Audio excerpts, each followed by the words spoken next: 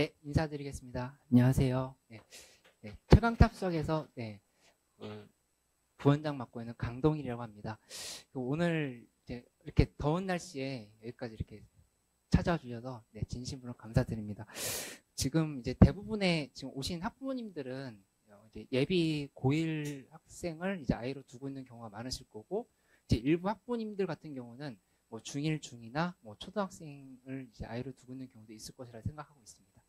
근데 이제 지금 시점에서 고등학교를 이제 어떻게 가야 될지, 또는 이제 고등학교에 들어가서 결국에 대입 준비를 어떤 방향으로 챙겨나갈지에 대해서 굉장히 고민이 많으실 거라 생각을 하고 있어요. 그러니까 저희도 그런 부분에 대해서 계속 고민을 하고 있고, 계속 전형 관련한 부분들이 복잡해지고 교육 과정이 바뀌다 보니까 이런 부분에서 좀 이제 혼란이 있으실 수 있는데, 오늘 좀 차근차근 이제 단계별로 정리를 해보고, 결국 이제 우리가 어떻게 준비를 해나가고 가야 될지에 대해서 이렇게 좀 정리를 해보는 시간을 가지도록 하겠습니다. 네, 그러면 설명을 시작하도록 하겠습니다.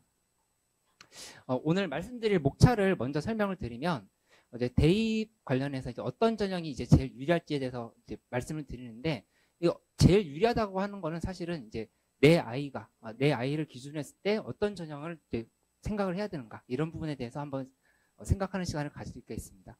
그 다음에는 이제 간단하게 바뀐 입시 제도에 대해서 이해를 해보도록 하고, 결국 대입에서 우리가 이제 가장 중요하게 봐야 될 것이 무엇인가에 대해서 포인트를 잡으면서 이렇게 말씀을 드리도록 하겠습니다. 그 이후에는 이제 안양권에 있는 고등학교들 몇 개를 선별을 해서 그 학교들에 대해서 좀 집중적으로 분석을 해보는 시간을 가지고, 마지막으로 그럼 결국 이런 상황에 대해서 우리 학원에서는 학생들이 어떻게 공부를 하고 있는지에 대해서 설명을 하는 시간을 가지도록 하겠습니다.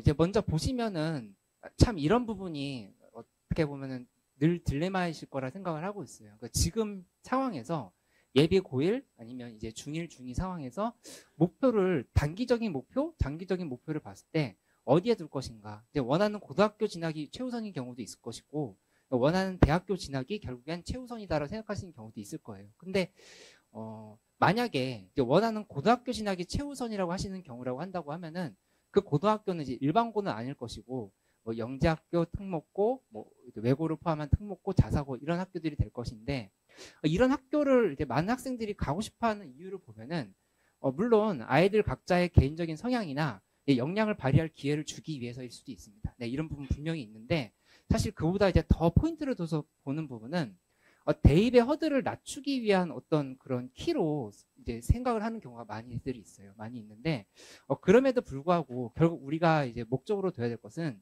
대입이기 때문에 저희는 고입보다도 이제 대입을 결국에 어떻게 해야 할 것인지에 대해서 포인트를 두고, 단기적으로는 그럼 고입까지는 어떻게 준비를 해야 될 것인가, 이런 부분에 대해서 말씀을 드리는 시간을 가지도록 하겠습니다. 먼저 이제 어떤 대입 전형이 제일 유리할까? 정확하게 말하면 내 아이에게 제일 유리할까가 되겠죠. 이제 경쟁 인원을 먼저 분석을 해보고, 그 다음에 대학의 선발 기준에 대해서 말씀을 드리고, 아이가 속한 고등학교에서 이제 장점을 가질 수 있는 전형이 무엇인지에 대해서 파악을 해보는 시간이 갖도록 하겠습니다. 그래서 이 전략적인 접근에 대해서 같이 좀 고민을 해보는 시간을 가지겠습니다. 먼저 경쟁 인원을 분석을 보시면, 이제 많이들 아시겠지만 지금 이제 사회적인 문제가 되고 있는 인구 절벽 같은 부분들이 있잖아요. 학생들이 많이 감소하고 있는 부분이 사실 지금 중학생들 아니면 초등학교 고학년까지도 그렇게 해당 사항이 없습니다. 이제 여기 표를 보시면 아실 수 있는데, 지금 현재 고1이 44만 명이라 봤을 때 지금 중3은 아주 약간 줄어들어요. 42만 명인데, 그 뒤에 오히려 조금 더 증가하는 경향이 있죠. 증가하는 경향이 있고, 초등학교 이제 5학년쯤 됐을 때 지금이랑 비슷해지는 경향해서 이게 또 한 3년 정도 갑니다. 3년 정도 가고, 그 초등학교 2학년, 1학년, 그리고 이제 그 밑으로 가면은 이제 20만대로 떨어지게 되는 상황이긴 한데, 중요한 건 우리랑은 지금 별로 상관이 없다는 부분이에요. 그래서 경쟁 인원은 기존과 비슷하게 유지가 된다고 보시면 되겠습니다. 그 다음에 이제 대학의 선발 기준에 대한 이해를 정확하게 하고 있어야 어느 정도 목표를 가지고 로드맵을 가지고 진행을 할 수 있는 부분이니까, 이 부분에 대해서 어느 정도 아시는 부분이지만 조금 더 심층적으로 정확하게 좀 이해를 해보는 시간을 가지도록 하겠습니다. 대학의 학생 선발 기준은 이제 크게 4가지 요소로 구분을 하게 되는데요. 내신, 비교과, 그다음에 이제 논술, 그리고 이제 수능입니다. 근데 이 4가지를 합쳐서 이제 저희는 이제 뭐라고 분류를 하냐면 전형 요소라고 분류를 합니다. 근데 이 전형 요소는 결국에 이제 어떻게 연결이 되냐면은 내신을 튼튼하게 준비하고 수능 최저를 준비했을 때 이제 학생부 교과 전형을 지원하는 데 유리해진다. 네, 이렇게 보시면 되겠습니다. 그 다음에 이제 내신을 준비를 하고 특히 비교과 쪽 학생부를 튼튼하게 챙기면서 수능 최저는 이제 들어가는 학교가 있고 안 들어가는 학교가 있는데 이렇게 세 개를 종합적으로 챙겼을 때 학생부 종합을 쓸 수 있는 그런 부분에 유리한 부분이 생긴다. 네, 이렇게 보시면 됩니다. 논술 같은 경우는 아무래도 이제 대부분 논술 자체를 잘 봐야 되는 게 가장 큰 우선시 되는 부분이고 일부 내신과 수능이 수능 최저가 연결이 돼서 논술 전형으로 반영이 됩니다. 그 뒤에 수능은 이제 수능 전형으로 이제 연결이 되겠죠. 그래서 이 네 가지를 합쳐서 저희는 이제 전형 유형이라 부르는데 오늘 설명회 내내 제가 이 전형 요소랑 전형 유형을 구분을 해서 말씀을 드리겠습니다. 그래서 이거를 생각을 하시면서 내 아이가 어떤 것들을 준비를 해나가고 어떤 전형 요소를 생각을 해서 어떤 전형 유형으로 가는 것이 유리할지에 대해서 중등 때부터 미리 파악을 해놓으면 고등학교 때 뭔가 우왕좌왕하지 않고 갈 수 있는 부분이 있을 것이기 때문에 이런 부분에 대해서 한번 이렇게 말씀을 드리는 시간을 가져보도록 하겠습니다. 네, 그럼 넘어가겠습니다. 네, 특히 이제 내신, 비교과, 수능 이 세 가지에 초점을 맞춰서 저희가 좀 진행을 할 것이고요. 논술 같은 경우는 이제 뭐 전략적으로 고2나 고3 때 준비를 하는 그런 학생들이 많이 있기 때문에 오늘은 이 세 가지, 특히 그 중에 내신, 비교과에 초점을 맞춰서 좀 이렇게 말씀을 드리겠습니다. 이제 유리한 전형을 파악을 해야 되는데 이 부분은 이제 먼저 우리나라에 있는 고등학교들의 분류를 좀 이해해 주실 필요가 있습니다. 보시면은 크게 일반계고, 특목고, 특성화고, 연계학교가 있는데 그 중에서 이제 안양 지역에 있는 학교들은 거의 대부분이 이제 일반고입니다. 일반고고 이제 안양외고, 과천외고, 그다음에 이제 경기외고 정도가 외국어고라고 보시면 되겠죠. 그래서 나머지 학생들은 이제 일부 과학고로 진학을 하거나 뭐 국제고로 가거나 전국고 자사고로 가는 경우가 있을 수 있는데 그 비율이 그렇게 높지가 않습니다. 높지가 않다고 보시면 되겠습니다. 그래서 저희는 오늘 이 일반고랑 외국어에 초점을 맞춰서 이제 진행을 할 것이고 일부 뭐 자사고나 뭐 기타 과학고에 대해서도 어떻게 진행이 되는지에 대해서도 짧게 같이 말씀을 드리도록 하겠습니다. 근데 여기에서 특히 주목해서 보셔야 될 거는 사실 오늘 설명에 되게 포인트가 되는 부분인데 이 부분에 대해서 잘 이해를 해주셔야 됩니다.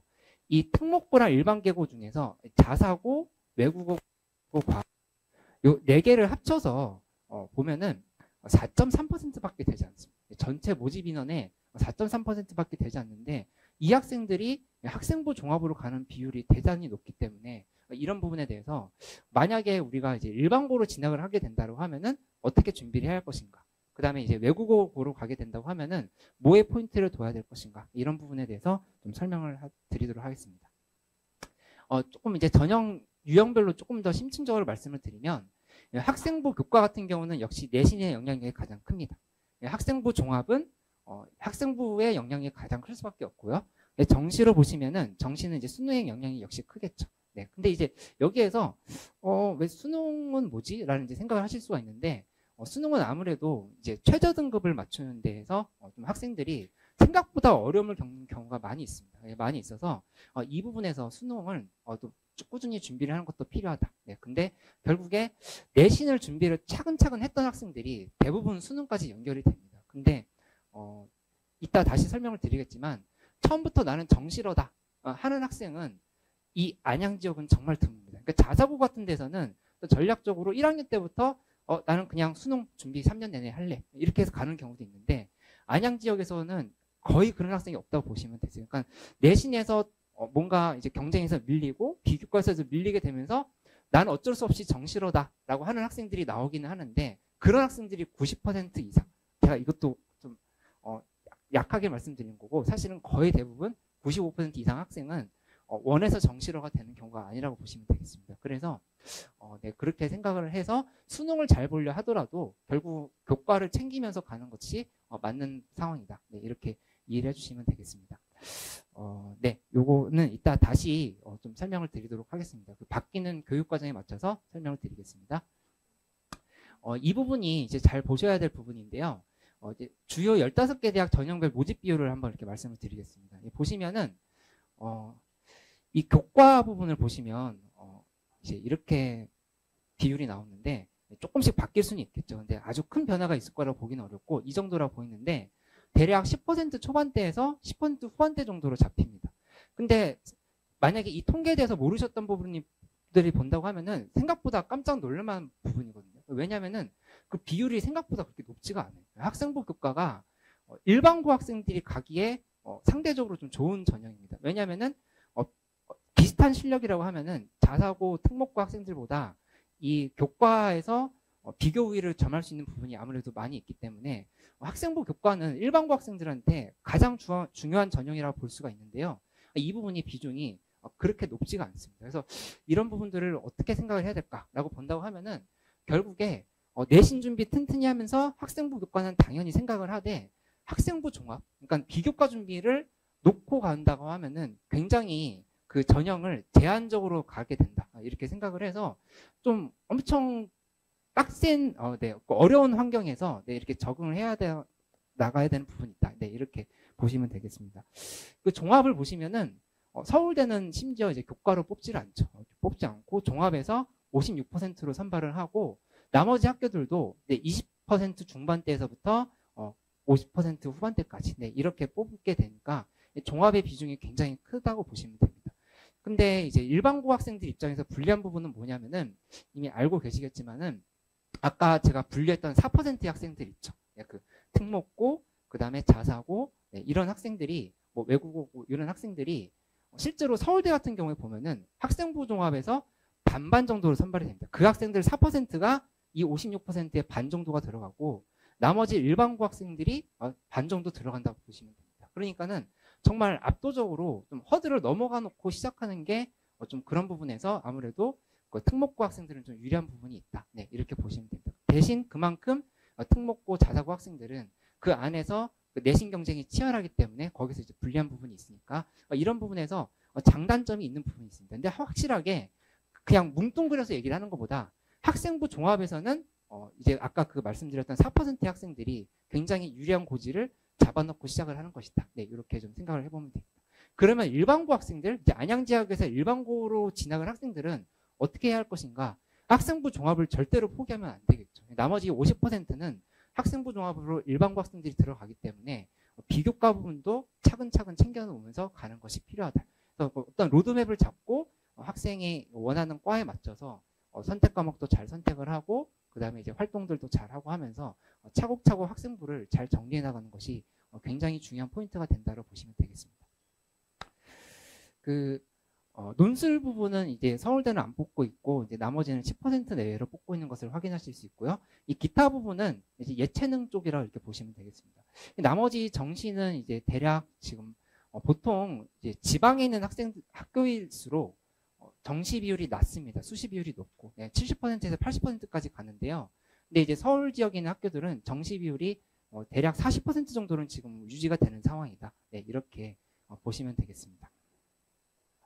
조금 더 구체적으로 말씀을 드리면 조금 전에 언급했던 걸 이제 짧게 정리를 하면서 가보겠습니다. 학생부 교과는 전체 전형의 10% 정도. 일반고 학생들이 선호하는 전형이지만 불리한 요소가 있다. 이렇게 보시면 되겠습니다. 대학 합격 라인을 조금 보여드릴 것인데요. 보시면 이제 일반 교과 전형에서는 합격 라인 등급은 왼쪽이 인문계열, 오른쪽이 자연계열입니다. 근데 대략적으로 이제 1점대 중반, 초중반에서 2점대 후반 정도까지를 차지한다. 이렇게 2점대 중반 정도죠. 사실 2점대 초반에서 중반대 정도로 만들어진 형성이 되고 있다. 이렇게 보시면 됩니다. 물론 지금 5등급 체계로 바뀌었을 때 어떻게 달라질지에 대해서는 뒤에서 설명을 드리겠습니다. 이거는 9등급 체계에서의 등급 체계인 거고 그게 결국에 바뀌는 교육 과정에서는 어떻게 될 것인지에 대해서도 뒤에서 자세하게 설명을 드리도록 하겠습니다. 여기도 마찬가지로 이제 그 서울에 있는 학교들인데요. 여기도 역시 동국대 같은 특이한 학교를 빼놓고는 대부분 학교들이 2점대 중반, 초중반에서 형성이 된다는 것을 확인하실 수가 있습니다.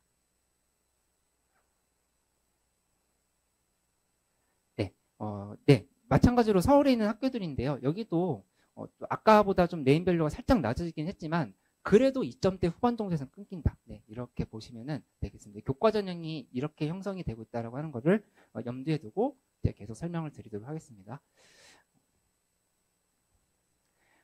이 부분은 이제 교과 전형만 제가 이제 정리를 해놓은 것은 아닌데요. 여기에 이제 수시도 있고 여러 학교들이 있는데 의학과도 좀 궁금해하실 것 같아서 의학과 등급은 따로 이렇게 좀 뽑아왔습니다. 근데 보시면은 대체로 1점대 뭐 초반에서 중반 정도에서 끊기는데 예를 들어서 뭐 울산대 같은 경우가 생각보다 1.5면 할만하네 라고 생각하실 수가 있는데 여기 안양 지역 학생들이랑 상관이 없는 거죠. 여기 지역 인재라고 돼 있는 거는 전부 다 이제 그 지방에서 오랫동안 살았던 학생들이 들어가는 전형이기 때문에 사실 안양권에서 갈 수 있는 전형은 조금 더 제한적이다라고 보시면 되겠습니다. 그래서 이렇게 한번 판단을 하고 넘어가도록 하겠습니다. 그래서 전체적으로 이제 의학과가 이제 이 정도로 라인이 형성되고 있다. 네, 이렇게 보시면 되겠습니다. 그다음에 학생부 종합은 아까 말씀드렸던 것처럼 수시 전형에서 가장 비중이 크고 자사고, 특목고 등의 학생에게 유리한 부분이 있습니다. 여기도 이제 대학 합격 라인을 간단하게 보여드릴 것인데요.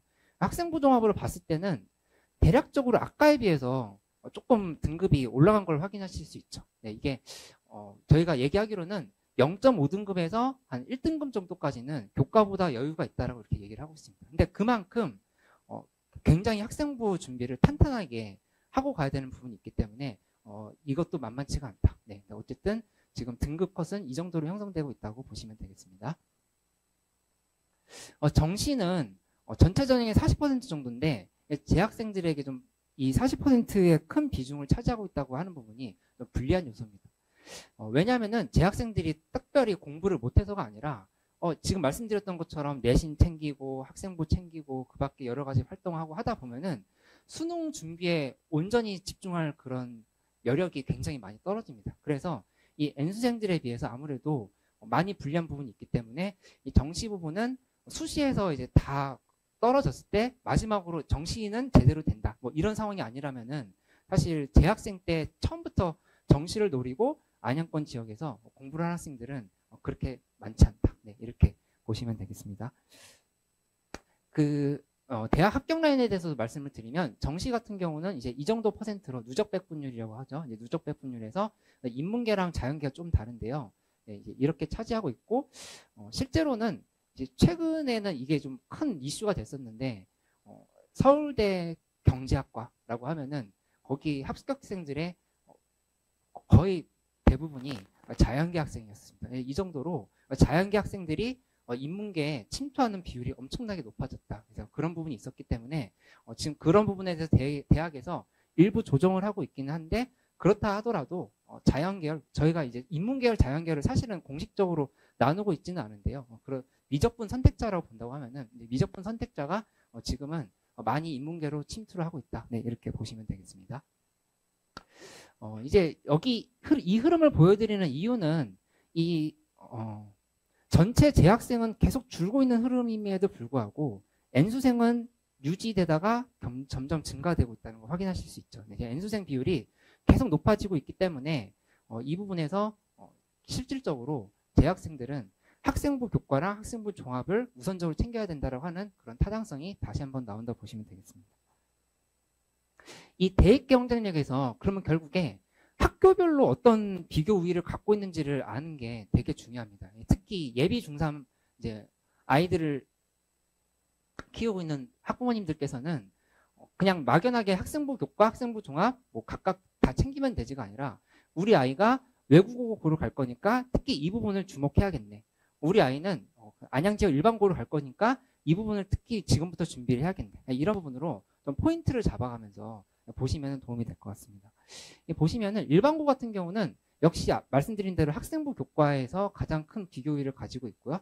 학생부 종합으로도 충분히 경쟁력을 가지고 갈 수 있도록 노력을 해야 됩니다. 그리고 나머지 논술과 정시는 그 밖의 영역으로 보시면 될 것 같고 보시면은 이제 전국고, 자사고, 국제고, 외고는 학생부 교과로 가는 학생들이 있지만 정말 잘하는 학생들입니다. 이 학교에서 학생부 교과로 간다고 하면은 애초에 학생부 종합으로 승부를 볼 수 있을 정도로 강력하게 잘하는 전교권의 학생들이다라고 보시면 되고 학생부 종합이 압도적으로 많습니다. 네, 많다고 보시면 되고 특히 지금 외고 준비를 하고 계시는 학부모님이라 한다고 하면은 학생부 안양외고 같은 경우에 학생부 종합으로 대학 진학하는 비율이 굉장히 높습니다. 네, 그걸 파악을 해놓으셔야 되고 정시는 안양외고를 예시로 든다고 하면 정시에서 그렇게 힘이 있지 않습니다. 근데 이제 같이 이렇게 별표를 표시를 해놓은 거는 사실 이 안에서도 전국구 자사고 국제고 외고에서도 유형이 많이 나뉩니다. 그러니까 자사고 같은 자사고를 하더라도 어떤 학교는 학생부 종합을 압도적으로 많이 보내고 어떤 학교는 1학년 때부터 아예 그 내신 준비를 전부 수능형으로 챙겨서 수능을 잘 볼 수 있게끔 그렇게 만들어가는 학교들도 있습니다. 신성고 같은 경우는 정시로 많이 가는 학교인데 실제로 보시면은 N수생 비율이 신성고 입시 실적에서 많이 들어가 있습니다. 네, 그래서 그렇게 좀 구분을 해서 보시면은 좋을 것 같다는 생각이 듭니다. 그래서 결국에는 이제 내 아이가 진학할 학교에서 어떤 전형을 지금부터 챙겨 나갈지에 대해서 지금 중3인 단계에서 아니면 중1, 중2인 단계에서 미리 준비를 해볼 필요가 있다. 네, 이렇게 생각을 하시면 되겠습니다. 아까 말씀드렸던 걸 그래서 다시 한번 표로 요약을 해드리면 네, 이런 상황이었던 거니까 내신 비교과를 특히 신경을 써야 되고 그 연결을 이제 수능으로 해야 된다. 네, 이렇게 보시면 되겠습니다. 네, 전형 요소랑 전형 유형을 구분해서 생각을 해보자. 네, 이렇게 정리하고 넘어가겠습니다. 바뀐 입시 제도에 대해서 말씀을 드릴 건데 사실 이 부분은 이제 1년 가까이 시간이 지나기도 했고 어느 정도 파악을 하고 계실 것이기 때문에 간단하게만 정리를 하고 넘어가겠습니다. 수능 같은 경우는 수학, 과학은 범위가 이제 거의 그대로 유지가 되고 물론 이제 수학에서 미적분이 공통해서 빠지고 확률과 통계가 들어간 부분이 있었지만 큰 틀에선 비슷하게 가는데 이제 과학과 사회가 1학년 범위에서 나오게 되다 보니까 아무래도 그 변별력을 주는데 한계가 있지 않을까라고 예상을 하고 있습니다. 근데 물론 이제 3년 뒤를 가봐야 알겠지만 아직까지는 그렇게 예상을 하고 있는 단계입니다. 내신은 9등급제에서 5등급제로 떨어지면서 이제 변별력이 하락할 것으로 예상을 하고 있는데 사실은 이 부분이 생각보다 변별력만 떨어지는 것뿐이지 그 경쟁이 줄었다고 보기는 어렵습니다. 그래서 이 이유에 대해서 계속해서 연결을 해서 말씀을 드리도록 하겠습니다.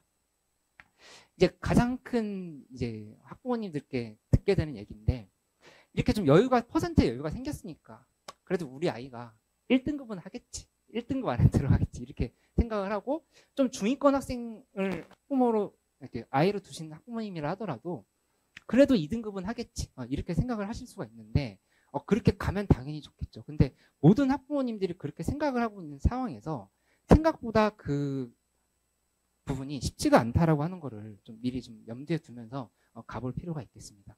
여기 보시면은 이제 개편안에서 이제 어떻게 달라지는지에 대해서 파악을 해보면 현재 9등급제에서 2등급까지가 11%니까 개편 5등급제에서는 이제 대략 1등급 정도, 1등급 10% 안에 들어가는 상황. 그러니까 지금의 2등급이 1등급 정도까지 갈 수 있다 보시면 되겠고, 지금 4등급 중후반 정도의 학생들까지 2등급까지 들어갈 수 있는 상황이다. 네, 이렇게 해서 결국에 교과 학생부 종합을 전형을 이제 예상을 했을 때 변화가 이제 어떻게 생길 것인지에 대해서 퍼센트로도 한번 생각을 해볼 필요가 있겠다. 네, 이렇게 보시면 되겠습니다.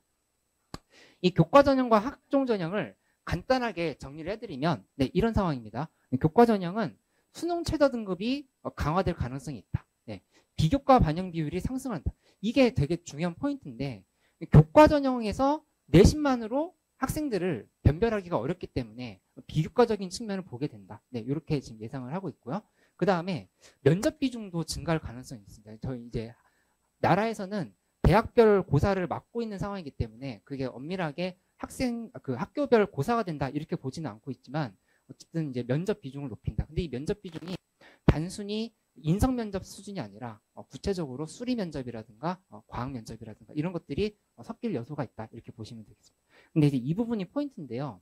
애초에 1등급 안에 들어가지 못하면은 아까 말씀드렸던 15개 대학은 좀 시도가 어렵습니다. 그러니까 일단 뭔가 아예 생각을 못하고 1등급 안에 안 들었으면 다른 학교부터 봐야겠다라고 시작을 하는 그런 경우가 많이 생길 것이기 때문에 이 1등급을 종합 1등급을 확보하는 것은 아주 더 중요해졌다고 보시면 되겠습니다. 예전 9등급 체계에서는 1.5든 1.8이든 물론 그 차이가 있긴 하지만 다른 요소로 역전할 그런 가능성이 있었는데 지금 개편하는 안에서는 1등급 안에 이미 들어와 있는 학생들이 많이 있기 때문에 거기에서 그 안에서 변별을 내는 것이지 2등급 학생들을 염두에 두지 않을 가능성이 높아졌다. 학생부 교과는 그렇게 보고 있기 때문에 그 안에 모든 과목들을 넣을 수 있게끔 1등급 안에 넣을 수 있게끔 하는 그 싸움은 더 치열해졌다고 보시면 되겠습니다.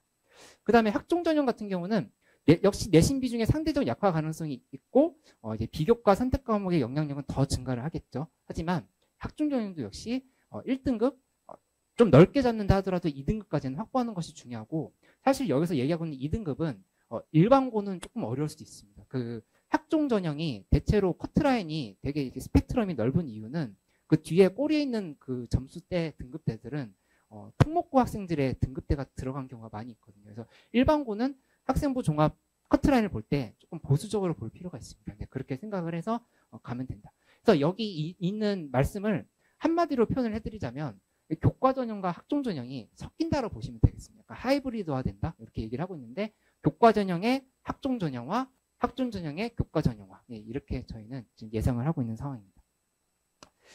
그래서 결국에 이 흐름에서 아까 말씀드렸던 이 흐름에서 이제 어떻게 달라질 것인가를 보면은 저희가 이렇게 정리를 해놨는데요. 내신 영향력은 대체로 소폭 감소 정도. 네, 정시에서도 내신이 일부 들어갈 수 있고, 그다음에 정시에서 서울대부터 시작해서 연대, 고대 해서 학생부를 보기 시작했죠. 네, 이제 그런 요소도 생각을 해놔야 되고, 학생부 교과에서 수능 영향력이 증가했다라고 하는 거는 수능 관련해서 아무래도 내신에서 비슷한 다 1등급 안으로 들어와 있다고 하면은 아무래도 그 최저 등급을 조금 더 치열하게 볼 가능성이 있다. 네, 이렇게 좀 점쳐볼 수 있겠습니다. 네, 그렇게 예상을 할 수가 있고 학생부 교과에서 학생부의 영향력도 저희가 생각을 하고 있다. 네, 이렇게 보시면 되겠습니다.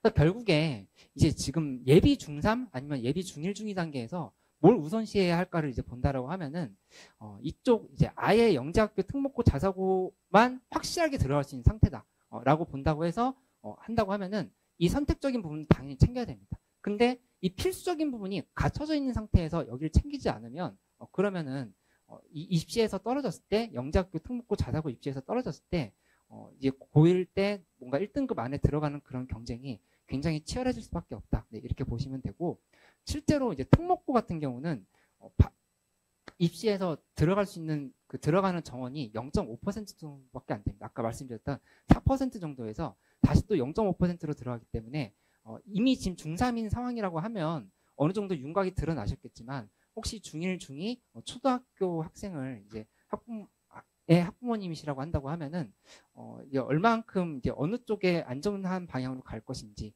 확실하게 투자할 가치가 있는 것인지에 대해서 충분히 숙고를 하시면서 진행을 하시는 것이 조금 더 안전하다고 이렇게 보시면 되겠습니다. 그래서 결국에 저희가 말씀드리고 싶은 거는 고1 첫 시험 때 만드는 등급이 굉장히 중요하기 때문에 그 등급 확보를 지금 8월 시점부터 엄청나게 많이 챙겨야 된다. 네, 지금 중3 2학기 내신보다도 이 부분을 챙겨야 된다. 이렇게 보시면 되겠습니다. 이 대입에서 가장 중요한 것에 대해서 이제 방금 전에 말씀드렸던 것을 연결해서 설명을 드리려고 하는데요. 보시면은 고1 첫 시험 등급이 고등학교 3년 내내 갈 가능성이 많이 높습니다. 통계를 몇 가지 보여드릴 것인데 1학년 때 이제 맞았던 등급에서 3학년 때까지 등급 변화가 하나도 없는 경우가 74%였습니다.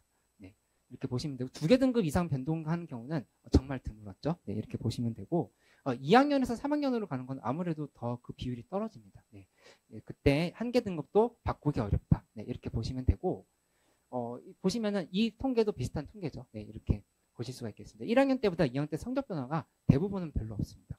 그리고 저는 이 표를 하나 보여드리고 싶은데 1학년 1학기 때 1등급을 맞았다.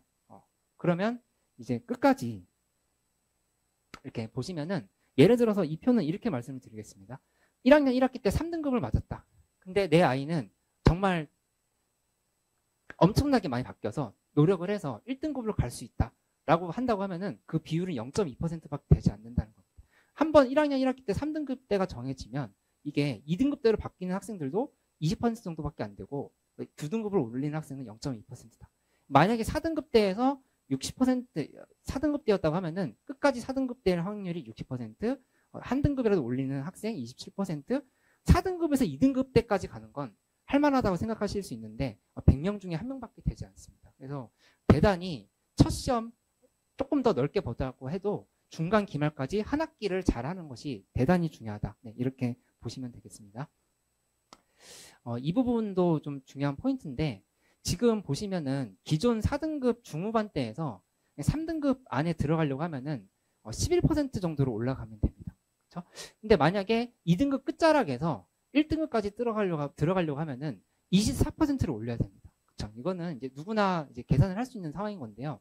만약에 여기 3등급 중후반대였다라고 하면은 4등급으로 밀려나지 않으면 다행인 것이고 실제로 2등급까지 가는 거는 정말 드물 것이다. 네, 이렇게 돼서 어떤 말씀을 드리고 싶냐면은 1학년 1학기 때 받은 등급이 고착화될 가능성은 지금의 9등급 체계보다 더 커졌다. 네, 그래서 1학년 1학기 때 받은 등급은 아까 그 9등급 체계에서도 확률이 그 정도였기 때문에 지금 5등급 체계에서는 1학년 1학기 때 성적이 거의 끝까지 유지가 될 것이고 아예 그때부터 전략적으로 어떤 전형으로 갈 것인지에 대해서 생각을 해야 될 필요가 있다. 네, 이렇게 말씀을 드리도록 하겠습니다. 두 번째로 1학년 고1 때 첫 시험 등급을 잘 만들어야 되는 이유는 고2 고3 과정에 대한 습득력이 증가한다는 부분인데요. 이제 수학의 예시로 봤을 때 개념 이해력이라든가 유형별 연산 능력이라든가 심화 사고력이라든가 이런 부분들이 전부 지금의 수상수와 이제 바뀌게 되는 체계에서 공통수학 1, 공통수학 2를 튼튼하게 하는 과정에서 길러지게 됩니다. 그러니까 그거를 많은 학생들을 경험하게 되면서 이제 알 수 있었던 부분이고 이런 경우가 결국에 내신과 수능까지도 연결이 된다. 네, 이렇게 보시면 되겠습니다. 보시면은 이제 저희 학원에 학생들의 예시를 갖고 왔는데요. 이 학생 같은 경우는 이제 작년에 서울대 합격하고 이제 약대도 합격을 하고 이화여대 약대도 합격을 하고 해서 이제 약대를 간 케이스인데 보시면은 저희가 여기서 강조를 드리고 싶은 부분은 수원수투를 이제 제가 직접 가르쳤었는데 제가 직접 가르치기도 하고 다른 선생님들도 계속 이제 선행을 하는 걸 봤었는데 수원수투를 한 학기 선행밖에 안 했습니다. 한 학기 선행밖에 안 했음에도 불구하고 이제 수상수화를 굉장히 튼튼하게 하면서 실력을 키워놓은 것이 끝까지 가는 것을 많이 경험을 했었거든요. 네. 그래서 이런 수원수투 미적분을 2회독을 했다, 3회독을 했다. 우리 아이는 몇 회독을 했다. 저 또 옆집 친구는 했었는데 우리는 1회독밖에 안 해서 어떻게 하지? 이런 게 아니라 첫 시험을 잘 보게끔 해서 지금의 공통수학원, 공통수학2를 얼마나 잘 보느냐가 가장 중요하고 그 실력이 결국에 대수, 미적분 1, 미적분 2 계속 이어질 것으로 볼 수 있다. 네, 이렇게 생각을 해주시면 되겠습니다. 이 밑에 있는 학생들도 마찬가지 경우입니다. 세 번째는 이것도 굉장히 중요한 포인트인데요. 중급 내신 등급이 고1 내신 등급으로 잘 연결이 되지가 않습니다. 네, 보시면은 이제 안양 지역에 있는 학교들을 몇 개 갖고 왔는데 실제로 여기 있는 이 신성중이나 안양중의 A 등급 20%대는 사실은 그렇게 일반적이지 않습니다. 대부분의 안양권 학교들은 40%대 정도의 A 비율을 갖고 있습니다. 30%에서 40%, 귀인중 같은 경우 보시면 50%, 연영중도 54% 이렇게 확인하실 수가 있죠. 그러면은 이 등급이 실제로는 지금 단계에서는 9등급 체계에서는 내 아이가 A 등급이었는데 고등학교 갔더니 4등급이 나왔다. 내 아이가 왜 이렇게 많이 떨어졌지가 아니라 원래 그 등급에 들었던 학생이라 볼 수가 있는 겁니다. 이 4등급, 5등급까지의 커트라인이 지금 보시면 4등급 40%라고 있는 게 보이시죠? 그래서 4, 5등급까지도 갈 수 있다. 내 아이가 올 A를 맞았던 학생이라 하더라도 수학 올 A를 맞았다 하더라도 실제로는 고등 수학은 좀 드러내 봐야 된다. 네, 이렇게 보실 수가 있는 상황이라고 보시면 됩니다. 근데 이제 이게 바뀌는 교육 체계에서도 3등급, 2등급까지 갈 수가 있다. 그래서 올 A였다고 해서 안심할 수준은 아닌 거고 올 A가 아니었다라고 하면은 지금 단계에서 더 좀 노력을 해서 또 올릴 필요가 있다고 보시면 됩니다. 네, 이렇게 해서 3등급, 2등급까지 스펙트럼이 넓혀져 있다. 네, 이렇게 보여드리고 넘어가도록 하겠습니다. 마지막으로 그 1, 2등급으로 시작하지 못하면 학생부 종합교과에 불리하다. 이거 사실 당연하게 그렇게 느껴지시죠. 네, 그렇게 될 수밖에 없는데 실제로 이거를 조금 더 와닿게 말씀을 드리면 지금 2등급 정도 라인을 건국대, 덩국대 정도까지 입학할 수 있는 라인으로 보고 있습니다. 지금 체계에서. 그리고 4등급 중후반대가 수도권이나 이제 지거국 라인까지로 보고 있고 지금 예를 들어서 수원대라든가 이제 예전에 좀 잘 안 알려졌던 학교들조차도 지거국 수준이 됐거나 그 이상으로 지금 높아진 상황입니다. 그렇기 때문에 이 지역의 수도권에 있는 학교들은 대체로 커트라인이 계속 높아졌습니다. 높아져서 3등급 때 4등급 중후반대라 하더라도 쉽지 않다. 네, 이렇게 보시면 되고 중요한 거는 이게 이제 이렇게 바뀌는 체계에서는 개편 5등급제에서는 1등급 안에 들어와야 건국대, 동국대 라인 이상을 지원을 해볼 수가 있다. 네, 이렇게 볼 수가 있습니다. 네. 아까 보여드렸던 이 등급을 다시 보여드리려고 하는 건 아니고, 네, 이게 자료를 넘어가면서, 그러니까 이런 등급대였던 게 아까 제가 보여드렸던 자료였는데, 이게 결국에는 어떻게 될 것이냐. 네, 이 종합까지도, 학생부 종합까지도 다시 요약을 해보겠습니다. 이 등급대들이 전부 다 이제 다 1등급대로 이렇게 모아지게 됩니다. 아까는 이렇게 넓혀져 있는 상황이었던 건데, 이거는 9등급 체계에서 이렇게 됐던 거였고, 즉 5등급 체계로 들어갔을 때 3년 뒤 가봐야 아는 부분이지만, 저희가 충분히 예측할 수 있는 부분은 이게 그냥 점이 될 가능성이 있다. 1등급에 거의 수렴해야 되고, 나머지 2등급 정도는 되게 드물어질 가능성이 있다. 높지 않을 가능성이 있다. 이렇게 보시면 되겠습니다. 이제 9등급 체계에서의 자료는 그런 식으로 예측을 해보시는 데 도움이 될 것으로 생각하고 있습니다.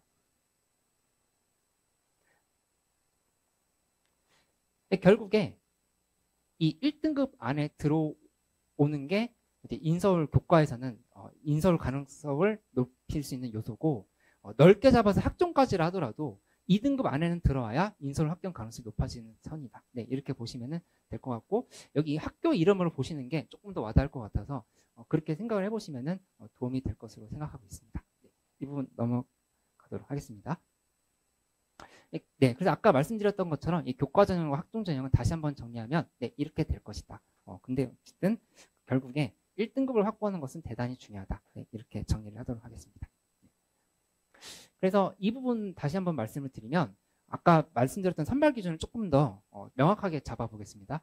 내신 교과 1등급은 학생부 교과로 가려고 하면은 교과 1등급을 만들어 놓는 게 거의 필수 요소다. 네, 이렇게 보시면 되고, 학생부 종합까지로 봐도 넓게 잡아도 2등급까지로 생각을 해야 된다. 이렇게 보시면 됩니다. 비교과 같은 경우는 저희 수학학원에서 준비할 수 있는 것들은 수행평가를 도와준다라든가 수리 면접에 관련해서 얘기를 해준다라든가 논술형, 서술형 문제를 잘 챙길 수 있게 차근차근 준비를 해준다라든가. 네, 이 외에도 비교과 부분은 워낙 챙겨야 될 게 많기 때문에 그런 부분까지도 다 챙기면서 갈 필요가 있겠습니다.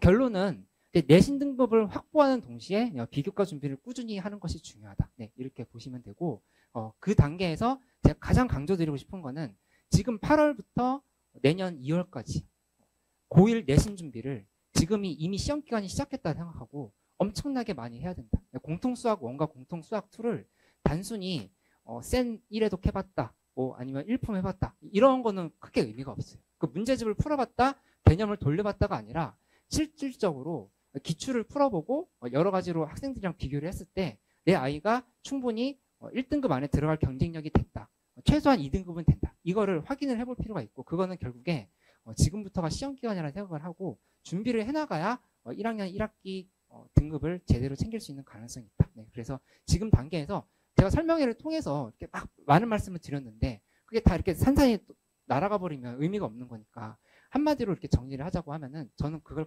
가장 강조를 드리고 싶어요. 지금 단계에서 수학 관련해서 특히 영어도 마찬가지고 국어도 마찬가지고 과학이나 사회도 그렇겠지만 수학 같은 경우는 그냥 선행을 해봤다로는 별로 의미가 없습니다. 선행을 안 하는 학생은 거의 없기 때문에 선행을 해봤다가 중요한 게 아니라 내가 지금 부은고 시험을 봤을 때, 평촌고 시험을 봤을 때 이 점수를 맞았고 이 점수는 대략 몇 등급 정도 안에 들어온다. 이거를 지금 경험을 해봐야 된다. 그런 부분들을 강조를 드리고 싶고, 저희 학원에서도 그런 걸 알고 있기 때문에 그런 차원에서 좀 차근차근 준비를 해가려고 합니다. 네, 지금부터는 이제 고등부 팀장님께서 조금 더 안양공 고등학교에 대해서 집중 분석을 하고 이제 학교들마다 어떤 특징이 있는지에 대해서 좀 설명을 해드리고, 그다음에 학원 시스템을 말씀드리면서 오늘 설명이 마무리하는 형식으로 가도록 하겠습니다. 네, 지금 넘겨드리도록 하겠습니다.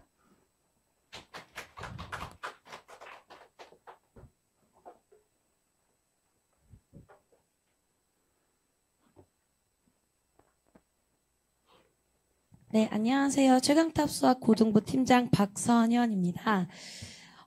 너무 더운 날씨에 많이 와주셔서 정말 다시 한번 감사드리고요. 오신 시간 헛되이 되지 않게 저희가 정말 알차게 준비 많이 했으니까 마지막까지 관심 부탁드립니다.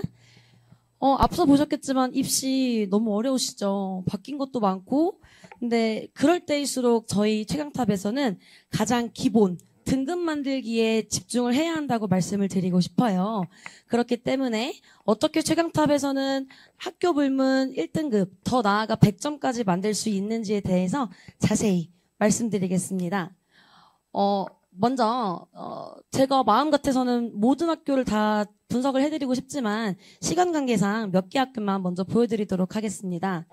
첫 번째로 배경고등학교인데요. 배경고 같은 경우는 중간 25%, 기말 25%, 수행평가 50%의 비중으로 성적을 산출하고 있습니다. 네. 각 문항별 트렌드를 자세히 보시면 배경고의 가장 큰 특징은 세 가지인데 첫 번째, 부교재. 모의고사 문항들로 이루어진 부교재. 두 번째, 서술형이 없이 객관식만 23문항이라는 점. 그럼 고등학교 치고 굉장히 많은 문항수를 차지하고 있는 거거든요. 마지막으로는 요 네 문제, 킬러 문항으로 작용할 수 있는, 즉 등급을 가르는 요 네 문제가 등급을 가르고 있기 때문에 그렇게 되기 위해서는 배경고에서 등급을 만들어내기 위해선 첫 번째, 부교재를 정말 기본 5번 이상, 많게는 10번 이상 반복을 하고 최강탑에서 제공하는 부교재 변형 문제집을 3번 이상 푸는 것이 가장 중요합니다. 그렇게 되어야지만 아까 말씀드린 맨 마지막 네 문제를 최대한 풀어낼 수 있는 시간을 확보하는 것이 가장 중요하다고 말씀드리고 싶습니다. 네, 다음으로는 이제 평촌고등학교인데요. 평촌고도 배경고와 마찬가지로 중간 25%, 기말 25%, 수행평가 50%의 비중으로 성적을 산출하고 있습니다. 평촌고도 배경고와 마찬가지로 모의고사 문항으로 이루어진 부교재, 프린트를 먼저 배부하고 있기 때문에 근데 그 프린트의 난이도가 상당히 높아요. 너무 높기 때문에 그 프린트만 돌리는 것만으로도 벅차하는 친구들이 많지만 여기 아래 있는 변별력을 가르는 등급을 가르는 요 문항들이 모두 프린트에서 나오기 때문에 그 문항들을 반복해서 보는 것이 가장 중요합니다. 물론 저희 최강탑에서 제공하는 변형 문제를 3번 이상 푸는 것이 가장 중요할 것 같고요. 네. 그렇기 때문에 평촌고도 마찬가지로 프린트 기본 문제들과 변형 문제들까지 많은 회독수를 늘리는 것이 가장 중요하다고 볼 수 있겠습니다. 네, 다음으로는 이제 부흥고등학교입니다. 이제 부흥고등학교 같은 경우는 앞서 소개해드린 학교들보다는 지필평가의 비중이 살짝 높죠.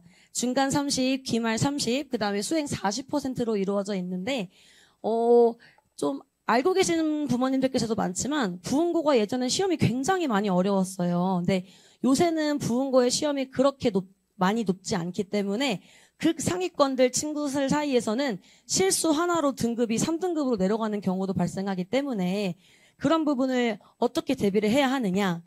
부흥고도 이제 배경고와 마찬가지로 부교재를 주기는 하지만 부교재에서 내는 그런 체감 연계율이 높지 않아요. 그렇기 때문에 부흥고를 만약에 진학을 꿈꾸고 있는 친구들 같은 경우에는 부교재에서 킬러 문항을 출제하지 않기 때문에 그 이외에 출제될 수 있는 고난도 문제집과 모의고사 기출 문제집을 두루 병행하는 것이 가장 중요하다고 볼 수 있겠습니다.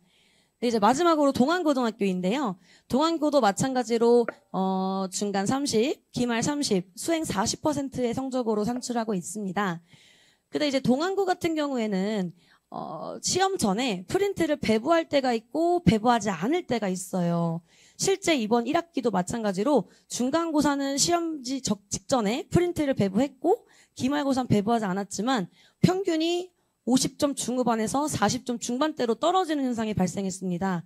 그 이유는 시험에 미리 나올 문제를 배부하고 먼저 대비를 할 수 있었는지 없었는지에 대한 차이라고 보시면 될 것 같아요. 그렇기 때문에 만약에 동안고로 진학을 하게 되신다면 우리 아이가 동안고로 진학을 하게 된다면 시험 전에 모의고사 프린트를 받게 될 때는 당연히 기본 5번 이상 변형 문제 3회독 이상 돌리는 건 당연히 하셔야 되는 거고 만약에 프린트가 나오지 않았다. 그럴 때도 마찬가지 시험 전에 프린트를 배부하지 않을 때에도 킬러 문항 역시 3개년 모의고사 문제에서 나왔기 때문에 네, 모의고사 문제를 반복해서 보는 것이 가장 중요하다고 보시면 되겠습니다. 제가 시간 관계상 너무 적은 학교들만 소개를 드린 것 같아서 근데 저희는 이 이외에도 안양, 군포, 과천, 의왕 그다음에 실제 지금 저희 학원에 다니는 시흥에 있는 목감고 친구도 있고 수원에서 오는 친구들도 많기 때문에 어느 학교가 됐던 한 학교도 빠지지 않고 꼼꼼히 출제 경향을 분석하고 그에 걸맞게 시험 대비를 시키고 있다는 점을 다시 한번 말씀드리겠습니다. 그렇다면 이제 이렇게 시험 트렌드를 보셨는데 그러면 최강탑에서는 이제 어떻게 아이들을 공부시키고 있는지 가장 중요하시게 생각하는 부분이라고 봅니다. 그래서 보겠습니다. 그래서 보시면은 저희 최강탑에서는 첫 번째 정규 수업으로는 주 2회 4시간씩 와서 공부를 하고 있습니다. 2시간은 담임 선생님과의 칠판 수업, 그 다음에 2시간은 부담임 선생님과의 1대1 밀착 지도 수업을 진행하고 있고 이때 숙제검사, 테스트, 오답 노트 관리 등을 하고 있으며 이제 부모님들께서 우리 아이가 오늘 숙제는 잘 해갔는지 그 다음에 지각은 하지 않았는지에 대해 전반적인 상황을 보실 수 있도록 학원 어플을 통해 업로드해 드리고 있습니다. 또한 이제 매달 말 우리 아이가 한 달 동안은 어떤 부분을 배웠는지 그 부분을 배우면서 어떤 점은 강점을 보였고 어떤 점은 유사한 힘든 점을 보였는지 마지막으로는 다음 달엔 어떤 부분에 대한 내용을 공부할 것인지에 대해 학원 어플 또는 상담 전화를 통해 전달을 드리고 있습니다. 네. 그래서 이제 보시면 정규 수업 시간에 어떻게 알차게 공부를 하고 갔는지에 대해서 조금 더 자세히 말씀을 드려볼까 합니다. 저희 최강탑에서는 모든 수업 영상을 업로드하고 있습니다. 굳이 수업을 하는데 왜 업로드하냐고 느끼실 것 같은데 아이들이 학교를 끝나고 학원에 오면은 좀 10분, 20분 늦을 때도 있고 그 다음에 4시간 내내 이제 온전한 집중을 다해서 해줄 수가 없을 때가 많아서 그리고 심화 개념 같은 경우에는 2-3번 반복하고 싶은 친구들이 많기 때문에 그런 부분들을 해소하기 위해서 모든 수업을 업로드하고 있고요. 좀 손을 들고 수업을 하고 있네요. 네. 그리고 두 번째로 이제 이거는 그날 만약에 테스트 성적이 너무 낮거나 좀 부진한 친구들을 위해서 저희가 진행하고 있는 시스템인데 만약에 월요일 날 공부를 하고 갔다. 근데 조금 더 뭔가 필요할 것 같다 싶으면 그날 집에 간 이후 즉 11시죠. 밤 11시에 줌을 켜서 들어오게 해서 부족한 부분을 공부하게 할 수 있고 카메라를 켜게 해서 정말 실제로 제가 주고 있는 문항을 풀고 있는지 이중으로 확인하고 있습니다. 네. 이제 다음으로는 이제 오답을 어떻게 관리하고 있는지에 대해서도 궁금해하실 것 같아요. 그래서 저희는 틀린 문항, 그 다음에 빈출, 문항들을 오답 노트를 작성하게 하고 있으며 개념감과 함께 문제풀이를 적게 하고 있고 저희가 이제 아이들 하원 후에 한 문제 한 문제 모든 문항을 풀이할 때 피드백할 수는 없겠지만 중요한 문항은 이렇게 잘 풀었으면 잘 풀었다. 아쉬운 부분은 어떤 부분이 아쉽다라고 피드백을 적고 있고 아이들에게 질문도 한번 던지면서 그 아이들 답을 보면서 조금 약간 교환일기 형식으로 아이들과 소통하려고 노력하고 있습니다. 네, 이제 다음으로는 고등수학은 중등수학과는 달리 내용이 굉장히 어렵고 난해하기 때문에 해설을 봐도 이 해설집에서 왜 이 문장에서 이 다음 문장 넘어가는지 이해를 할 수 없는 친구들이 많다고 해요. 그래서 저는 해설지에 대한 의존도를 낮추게 하기 위해서 언제든 저희 최강탑에서는 언제든 편하게 카톡을 통해 질문을 할 수 있게 하고 그 다음에 이게 사실 이런 식으로 문제를 풀어서 쳤을 때 이 친구 같은 경우는 이 제 풀이에 대한 설명이 이해가 되지 않는 경우가 있어요. 그러면 그럴 때에는 글로 된 형식으로 된 요 풀이가 살짝 이해가 되지 않을 때는 아까 보여드린 것처럼 줌을 통해 부른다든지 아니면 따로 이제 제가 혼자 이렇게 저희 학원 선생님들이 네 카페 같은 데서 좀 이상한 사람으로 보기도 해요. 옆에서 쭝얼쭝얼 거리니까. 그래서 이런 식으로 아이들이 이해가 될 때까지 네 완벽하게 지도하고 있습니다. 네, 다음은 부모님들께서 제일 많이 하시는 고민거리 중에 하나라고 생각이 듭니다. 우리 아이는 과외를 통해 철저하게 관리를 시켜야 하는 건지 아니면은 그냥 학원을 보내서 아이들과 호흡하면서 공부를 시켜야 하는 건지. 근데 저희 최강탑에서는 이 두 가지 모두 다 해결할 수 있는 큰 장점인 주말 과외 시스템이 있습니다.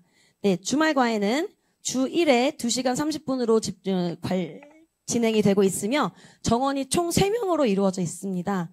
나는 선행을 나가지 않았지만 시험을 잘 보고 싶어서 문제집 한 권 더 풀고 싶다. 혹은 도형 부분이 취약하기 때문에 그 부분만 보고 싶다. 그런 친구들을 위해 정원 3명 안에서 과외 전문 강사님께서 1대1 밀착 지도를 1시간 30분 동안 진행해 주시고 남은 1시간은 그날 배웠던 내용에 대한 오답 노트 작성 및 문제풀이 시간을 가지고 있습니다. 주말 과외를 수강했던 친구들의 후기인데요. 맨 마지막 친구 같은 경우는 아까 말씀드렸던 도형 단원이 굉장히 취약했던 친구예요. 근데 이 주말 과외를 이용해서 도형 부분에 대한 거부감도 많이 없앴고 그 다음에 실제로 시험에서도 좋은 성적을 낼 수 있었다고 네, 전해줬습니다. 다음으로는 이제 이 또한 저희 최강탑 학원의 꽃이라고 볼 수 있는 1호 무료센터인데 일주일 동안 아이들이 피치 못할 사정으로 지각할 수도 있고 결석할 수도 있고 숙제를 못 해온 친구들도 있을 수 있어요. 그래서 그런 친구들을 위해 담임 선생님을 통해 미리 몇 시에 와서 어디서부터 어디까지 공부하고 가겠다를 미리 예약을 받아서 실제로 일요일에 와서 공부하게 하고 가고 있습니다. 그럼 이렇게 정규 수업 그리고 주말 과외 1호 센터로 꼼꼼하게 관리를 하였을 때 그럼 대체 시험 기간에는 어떻게 더 체계적이고 관리를 더 잘해줄 수 있는지 그 부분에 대해서 시험 대비 들어갔을 때 저희 최강탑 학원만의 노하우를 보여드리도록 하겠습니다. 첫 번째, 네. 제일 먼저 가장 기본인 교과서를 2회독 이상 진행하게 하고요. 그 다음에 대부분의 학교들이 실제 시험 시간이 50분이지만 저희는 40분을 재고 풀게 하고 있습니다. OMR 작성 시간, 서술형 답안 작성 시간, 검토 시간까지 다 고려한 시간이기 때문에 40분을 재고 풀게 한 이후에 모든 학교들이 문제지만 시험지만 제공하고 해설지는 제공하고 있지 않아요. 그래서 이 또한 역시 모든 문항, 전문항 손풀이 해설을 제공하고 있고 이 문제집 같은 경우에는 이제 신성고등학교 문제집이었거든요. 그래서 요 13번 문항을 보시면 실제 오류가 났던 문항은 왜 오류가 났었는지 그래서 어떻게 선지가 바뀌었고 어떻게 풀어나가야 되는지에 대해서도 자세히 서술하고 있습니다. 그래서 보시면 아시겠지만 이 신성고 이 도형 같은 문제는 아이들이 조금 보기 어려울 수도 있고 이 풀이만으로는 이해가 안 되는 문제가 있을 수 있기 때문에 이 또한 아이들이 저 쌤 풀이 봐도 이해 못하겠어요 라고 하는 문항들은 영상을 따로 또 녹화를 해서 혹은 줌으로 불러서 네 부족한 부분이 없도록 마지막까지 꼼꼼하게 지도하고 있습니다. 그 이후에 이제 만약에 아까 소개해드린 학교들 말고도 부교재나 프린트를 배부한 학교들이 있는데 저희 최강탑에서는 시험 직전 변형 문제집을 이렇게 제작하고 있어요. 그래서 보시면 두께가 상당하죠. 문항수별로 최소 3문제 이상은 만들려고 노력을 하고 있고 그래야지만 어떻게 변형돼서 나와도 문제를 거부감 없이 풀어낼 수 있게 하고 있습니다. 그래서 만약에 학교별 부교재와 프린트가 나왔다. 그러면은 그것 또한 학교별 친구들을 모아서 모든 문항 영상, 풀이 영상을 녹화를 해서 녹화본을 제공하고 있고 변형 문제 적중률 굉장히 너무 높기 때문에 아이들이 이제 시험 직전 되면은 쌤 저 변형 문제 언제 주세요 라고 할 정도로 굉장히 변형 문제의 적중률이 높습니다. 프린트가 나올 때도 나오지 않을 때도 이 문제 같은 경우는 부흥고 맨 마지막 문제였는데 부교재에 수록되지 않은 문제임에도 불구하고 제가 아이들에게 야, 이 문제 나올 것 같은데 한번 풀어봤으면 좋겠다라고 해서 실제 나왔던 문제예요. 그래서 이런 것들 부교재 이외의 문제들도 철저하게 대비를 시키고 있다는 점 네, 말씀드리고 싶습니다. 그 다음으로는 이제 저희가 아까 말씀드린 것처럼 수행평가 비중이 적게는 40%, 많게는 70%, 과천외고 같은 경우는 수행평가 비중이 70%까지 올라가고 있어요. 그러면 그럴 때 수행평가 대비는 해주지 않는지 네, 당연히 해주고 있습니다. 이번에 양명고 같은 경우가 수행평가 비중이 60%였어요.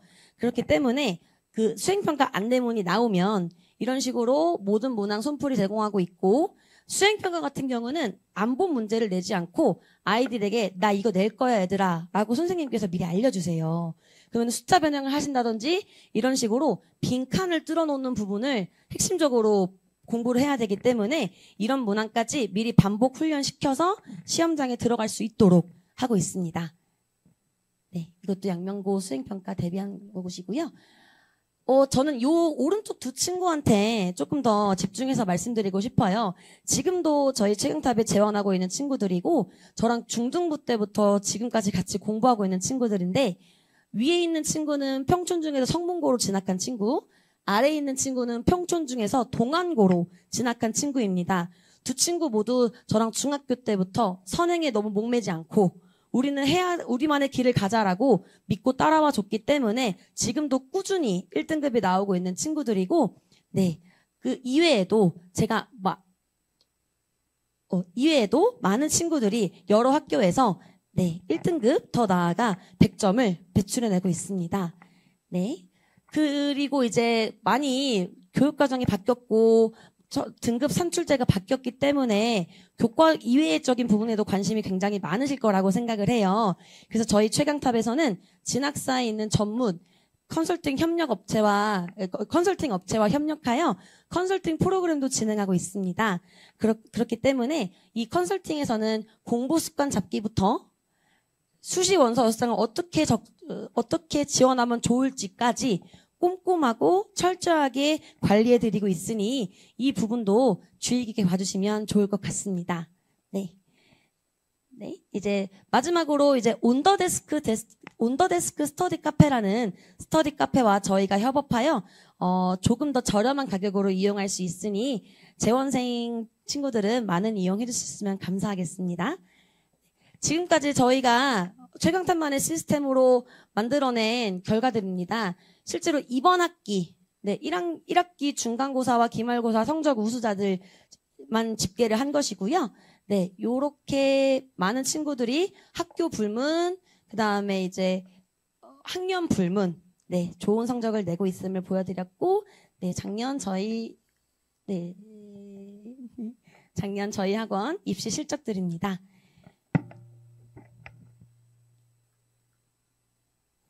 많죠? 네, 감사합니다. 마지막으로 약속드리겠습니다. 저희 최강탑 학원에서는 저희 최강탑 수학학원만의 노하우로 아이들 한 명 한 명을 최선을 다해 정성을 다해 지도할 것이며 학부모님들의 그 소중하고 신중한 선택에 부응할 수 있도록 늘 최선을 다하겠습니다. 감사합니다.